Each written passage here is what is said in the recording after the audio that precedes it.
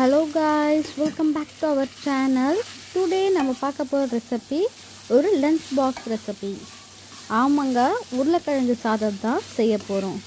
சரி வாங்க இந்த உருளைக்கிழங்கு சாதத்தை எப்படி பண்ணலாம்னு இந்த வீடியோக்குள்ள பார்க்கலாம். ஃபர்ஸ்ட் கடாயில எண்ணெய் ஊத்திக்கிறேன்.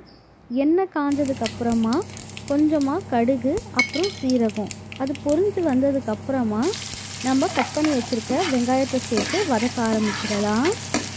வெங்காயம் ஃபுல்லாக வதங்கணும் அப்படின்னு அவசியம் கிடையாது. பாதி அளவுக்கு வெங்காயம் வதங்கின உடனேயே நம்ம கட் பண்ணி வச்சுருக்க உருளைக்கிழங்கையும் இதில் சேர்த்துடலாம். குட்டி குட்டி பீசஸாக கட் பண்ணுங்கள். அப்போ தான் எண்ணெயிலேயே உருளைக்கிழங்கு நல்லா வெந்து வந்துடும். நம்ம தனியாக தண்ணி ஊற்றி உருளைக்கிழங்க வேக வைக்கணும்னு அவசியம் கிடையாது. இப்போ பாருங்கள், நான் 5 பல் பூண்டை இடித்து சேர்த்துருக்கேன். உங்களுக்கு தேவைப்பட்டால் இஞ்சி பூண்டு பேஸ்ட்டாகவும் நீங்கள் ஆட் பண்ணிக்கலாம். இப்போ பார்த்தீங்கன்னா உங்களுக்கே தெரியும் உருளைக்கிழங்கு நல்லா வெந்திருக்கு.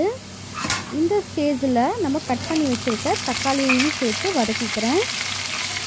தக்காளி அப்புறம் கருவேப்பிலை ரெண்டுத்தையும் சேர்த்து வதக்கிக்கிறேன்.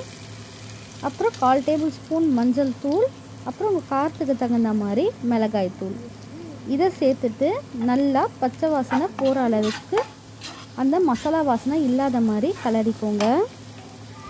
நான் இன்றைக்கி ஒருத்தர் சாப்பிட்ற அளவுக்கு தான் செய்கிறேன். ஸோ அதனால் ஒரு வெங்காயம், ஒரு உருளைக்கிழங்கு, அப்புறம் பாதி சைஸ் தக்காளி இதுதான் நான் சேர்த்துருக்கேன்.